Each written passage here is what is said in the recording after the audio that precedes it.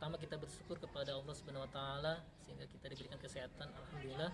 Salawat beriring salam tercurah kepada Nabi kita Muhammad SAW. Ya, anak-anakku, hari ini kita akan membahas materi di bawah ini.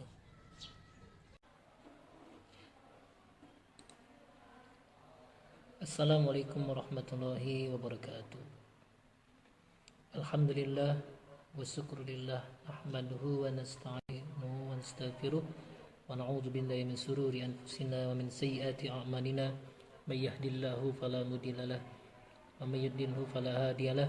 Asyhadu an la ilaha illallah wahdahu la syarika lahu wa asyhadu anna Muhammadan abduhu wa rasuluh. Rabbi shrah li sadri wa yassir li amri wahlul 'uqdatam min lisani yafqahu qawli. Amma ba'd. Yang pertama-tama kita bersyukur pada kesempatan kali ini masih diberikan kesehatan, nikmat, sehat untuk menuntut ilmu. Semoga ilmu yang kita dapatkan kita bisa sampaikan untuk orang lain dan kita bisa mengamalkan untuk diri kita sendiri. Salawat beriring salam tercurah kepada yang terhebat yaitu Nabi besar Muhammad SAW. Anak-anakku yang dicintai oleh Allah Subhanahu wa taala. Pada kesempatan ini kita akan membahas tentang taat pada aturan. Disusun oleh Junaidi SPDI, guru agama Islam SMK Negeri 24 Jakarta. Di dalam surat An-Nisa ayat 59 surat keempat, Allah Subhanahu wa taala berfirman, "Ya ayyuhallazina amanu atti'ullaha wa atti'ur rasul wa ulil amri minkum. Fa in tanaza'tum fi syai'in farudduhu ila Allah war rasul in kuntum tu'minuna billah wal yawmil akhir zalika khairu wa ahsanu ta'wila." Hai orang-orang yang beriman, taatilah Allah dan taatilah Rasulnya dan ulil amri di antara kamu. Kemudian jika kamu berlayanan pendapat tentang sesuatu, maka kembalikanlah ia kepada Allah, Al-Quran, kembalikan kepada Rasul, yaitu sunnahnya. Jika kamu benar-benar beriman kepada Allah dan hari kemudian, yaitu hari kiamat, yang demikian itu lebih utama bagi kalian dan lebih baik akibat.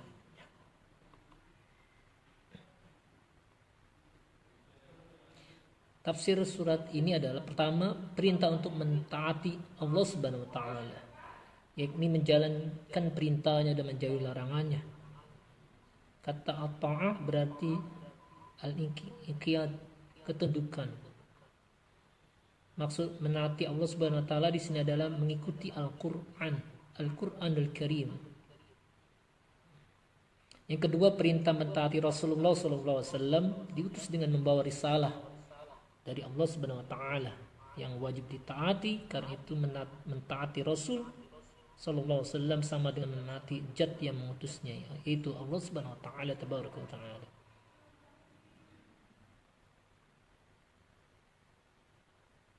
Tafsir surat An-Nisa ayat 59 ini. Yang ketiga, perintah mentaati ulil amri. Para mufasir berbeda pendapat mengenai makna istilah tersebut. Oleh sebagian mufasir, ulil amri dimaknai sebagai ulama. Jabir bin Abdullah bin Abbas dalam suatu riwayat di Al-Hasan, Atha dan Mujahid termasuk yang berpendapat demikian. Mereka menyatakan ulil amri adalah ahli fiqh dan ilmu. Hadis tentang taat pada aturan. Pertama, hadis dari Ibnu Umar radhiyallahu an, Rasulullah sallallahu alaihi wasallam bersabda, wajib bagi setiap lelaki muslim untuk mendengar dan taat kepada atasan, baik ketika dia suka maupun tidak suka, selama dia tidak memerintahkan untuk bermaksiat. Jika dia diperintahkan untuk bermaksiat, maka ia tidak ada kewajiban mendengarkan maupun mentaatinya. Hadis riwayat Bukhari halaman 7444, Abu Daud 2626 dan yang lainnya.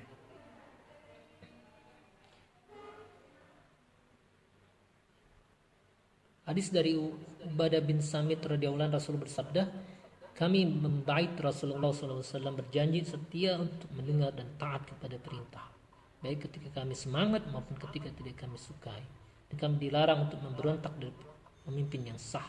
Hadis riwayat Bukhari. dan muslim. Ya, taat dalam Islam, taat memiliki arti tunduk kepada Allah Subhanahu wa taala, perintah tersebut, pemerintah tersebut, tidak aku curang dan setia. Aturan adalah tindakan atau perbuatan yang harus dijalankan. Taat pada aturan adalah sikap tunduk kepada tindakan atau perbuatan yang telah dibuat baik oleh Allah, Nabi, pemimpin, atau yang lain. Taat dalam Islam, aturan yang paling tinggi adalah aturan yang dibuat oleh Allah Subhanahu wa taala, yaitu terdapat pada Al-Qur'an. Di bawahnya ada aturan yang dibuat oleh Nabi sallallahu alaihi wasallam yang disebut sunnah atau hadis. Di bawahnya lagi ada aturan yang dibuat oleh pemimpin, baik pemimpin pemerintah, negara, daerah maupun pemimpin yang lain termasuk pemimpin keluarga. Wajib berakidah Islam. Yang pertama, taat kepada Allah Subhanahu wa taala. Tabaraka wa taala sebagaimana dijelaskan banyak mufassir. Kedua, taat kepada Rasulullah sallallahu alaihi wasallam karena mentaati Rasul sama dengan mentaati Allah Subhanahu wa taala. Yang terakhir, taat kepada ulil amri jika ulil amri itu mencontohkan perbuatan yang baik. Adapun kriteria pemimpin yang wajib ditaati, pertama, yang tadi saya sebutkan tadi barusan.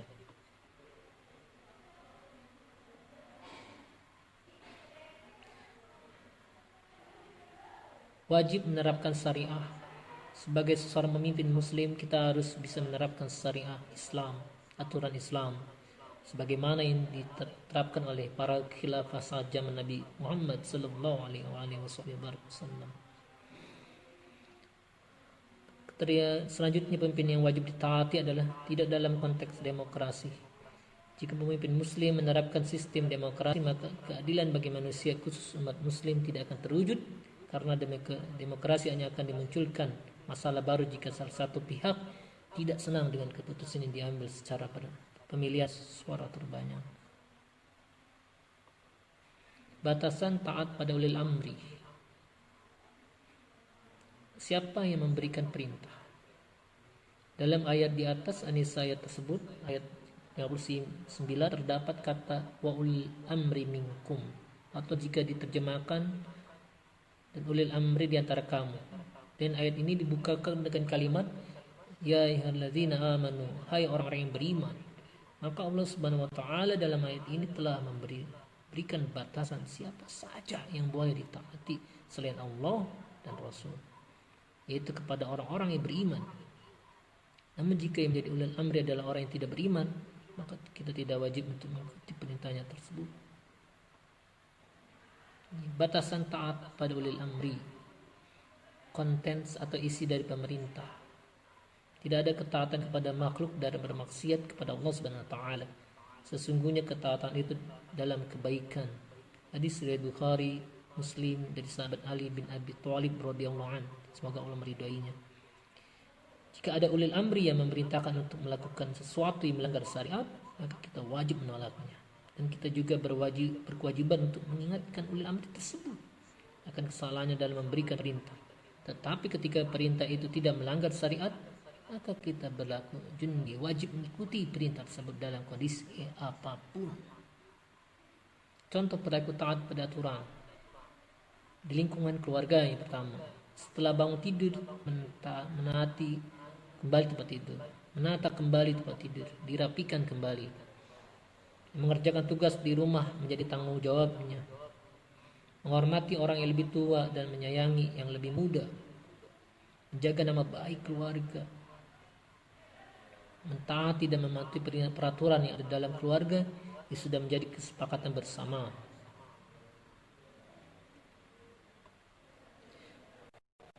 Kedua, pada aturan di lingkungan sekolah, yaitu berbakti kepada guru dengan cara melaksanakan perintah dan nasihat-nasihat yang baik. Menghormati guru, karyawan, dan pegawai sekolah lainnya. Mematuhi peraturan dan tata tertib yang ada di sekolah. Terus terang dan jujur dalam mengikuti pelajaran. Belajar dengan tekun dan disiplin. Saling menyayangi antara sesama. Contoh perilaku taat pada aturan di lingkungan masyarakat sosial. Tolong menolong dengan tetangga di lingkungan masyarakat sekitar kita. Menghormati dan menghargai tetangga dengan cara saling bertegur sapa. Mematuhi segala peraturan dan hukum yang berlaku. Bersama-sama menjaga kebersihan dan keamanan lingkungan. Ikut meningkatkan mutu kehidupan bermasyarakat. Contoh perilaku taat pada aturan lingkungan masyarakat. Tolong menolong dengan tetangga di lingkungan masyarakat sekitar kita. Menghormati dan menghargai tetangga dengan cara saling bertegur sapa. Mematuhi segala peraturan dan hukuman yang berlaku. Bersama-sama menjaga kebersihan dan keamanan lingkungan. Ikut meningkatkan mutu kehidupan bermasyarakat. Contoh perilaku taat pada aturan lingkungan bangsa dan negara, yaitu bangsa Indonesia. Mematuhi semua hukum yang berlaku di Indonesia. Tidak mencemooh suku bangsa lain. Tidak melakukan tindakan yang mengarah pada sara. Membayar pajak tepat pada waktunya. Tidak merusak fasilitas umum. Ikut serta dalam membela negara. Itu saja materi pada kesempatan kali ini. Kalian bisa memahami dengan baik dan bisa mengamalkan. Adapun tugas setelah mendapatkan materi ini adalah kalian membuat sebuah aturan dalam diri kalian, ditulis dalam buku. Kalian tulis sebuah peraturan di dalam diri kalian yang sudah kalian amalkan, yang kalian sudah taati. Nanti dikumpul melalui media WhatsApp di grup. Sekian dari saya. Nanti kita berjumpa lagi dalam materi selanjutnya. Ya, demikian materi pada kesempatan kali ini. Semoga kalian bisa memahami dan terlebih bisa kalian amalkan dan bisa sampaikan kepada orang lain dan teman-teman kalian semua. Ya, semoga bermanfaat. Assalamualaikum warahmatullahi wabarakatuh.